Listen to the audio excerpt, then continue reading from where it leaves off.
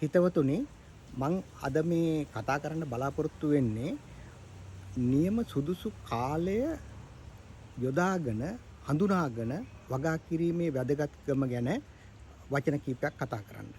ඔබ දැක්කින්ට ඇති ඔක්තෝබර් මාසේ මුල් සතිය මම මේක කතා කරන්නේ අද කතා කරන්නේ.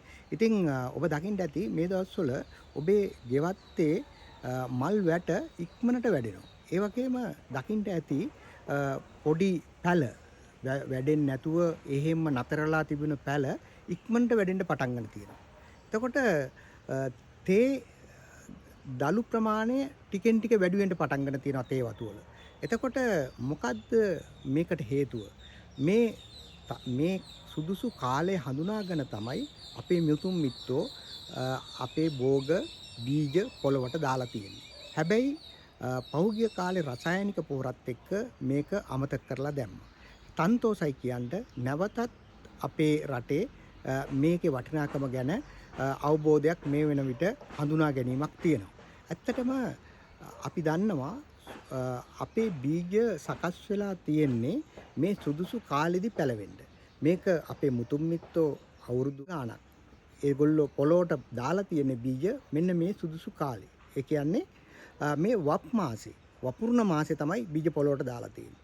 ඒක නිසා මේ හොඳට අස්වැන්නක් අපේ මුතුන් මිත්තෝ ලබාගෙන තියෙනවා. එතකොට මේකට හේතුව මොකක්ද?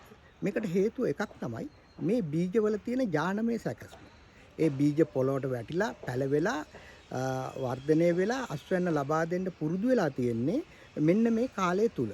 ඒ නිසා අපි ඒ ඥානමය සැකස්මට අනුව බීජ පොළොවට දැමීම කරන්න ඕනේ.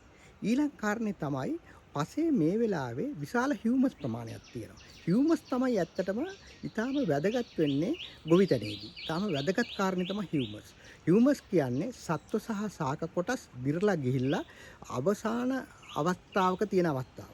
ඉතින් මේ හියුමස් ප්‍රමාණය පොළොවේ වැඩි වෙන්න හේතු වෙන්නේ මේ වෙනකොට අපි දන්නවා අපේ තිබුණ අතීතයේ තිබුණ අත්දැකීම් අනුව නිකිණි පාළුව කියලා වැස්සක් එනවා අගෝස්තු මාසේ වාගේ, ඊට පස්සේ සැප්තැම්බර් මාසේ වාගේ එනවා අක්වැස්ස කියලා එකක්, ඊට පස්සේ ඔක්තෝබර් තමයි වැස්ස පටන් ගන්නෙ.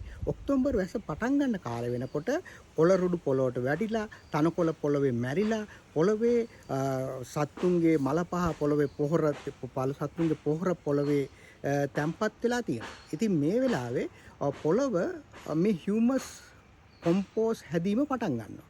ඊට පස්සේ ඒ නිසා මේවා කණ්ඩ තමයි ගස් කොළන් හුරු වෙලා තියෙන්නේ. ඒක නිසා හොඳ පොහොර ප්‍රමාණයක් පොළවේ තියෙනවා. ඒ වගේම පොහොර පොළවේ තිබෙනකොට විශ්ව ශක්තිය විශ්වයෙන් කිරණත් එක්ක එන මූලද්‍රව්‍ය මේ පොළවට ඇවිල්ලා පොළවේ පොහොර තවදුරටත් උත්තේජනය කරලා මේ ගහට ලබා ගන්න අවශ්‍ය විදිහට අවශ්‍ය උත්තේජනය ලබා දෙනවා කියලා එක රුඩෝල්ෆ් ස්ටයිනර් කියන දාර්ශනිකයා ඔහුගේ කුෂිකර්ම දේශනවලදී ප්‍රකාශ කරලා තියෙනවා. එතකොට මේ ඊළඟ එක තමයි මේ කාලෙදී ගොරවලා වහින්න පටන් ගන්නවා. ගොරවලා වහිනකොට ගොරවලා විදුලි ගහලා වහිනකොට නයිට්‍රජන් විශාල ප්‍රමාණයක් පොළොවට ලැබෙනවා. නයිට්‍රජන් පොළොවට ලැබෙන නිසා ශුද්‍ර ජීවීන්ගේ ගහනයත් වැඩි වෙනවා. ඊට පස්සේ ශුද්‍ර ජීවීන් තව තවත් වැඩි කරනවා පොළවේ තියෙන පොහොර හදන්න. ඒ වගේම පොළවේ තියෙන පොහොර වැඩි කරලා ජීර්ණය කරලා ගහට ලබා දෙන්න. ඒතර ගහ සූදානම් වෙලා තියෙන ඥානමය සැකස්ම තමයි ලංකාව වගේ රටවල් වල පොළවේ පොහොර රැඳිලා තියෙන්නේ ගහ ලබාගෙන ගහ පුළුවන් තරම් වර්ධනය කරගන්න. ඒ නැත්නම් ගහේ රඳව ගන්න. ඒක නිසා ඉතා ඉක්මනට වැඩෙනවා. ඊළඟට කෘමි හානිත් අඩුයි. හේතුව තමයි කෘමීන් අපි දන්නවා සාමාන්‍ය ඕන තැනක කුඹුරක ගත්තොත් එහෙම ගොයන් නැති කාලෙත් ගොයන් මැස්සෙක් ඉන්නවා. ගොයන් මැස්ස වර්ධනය වෙලා එන්නේ මේ රටාවත් එක්ක. ඒ වර්ධනය වෙනකොට හානිදායක මට්ටමට එන්න ඉස්සෙල්ලා අපේ ගොයම වැඩිලා ඉවරයි. ඒක නිසා මම ගොවි මහත්තුන්ගේ ඉල්ලා සිටින්නේ මෙන්න කාලේ වගා කරන්න. ඊළඟ එක තමයි ආලෝකය.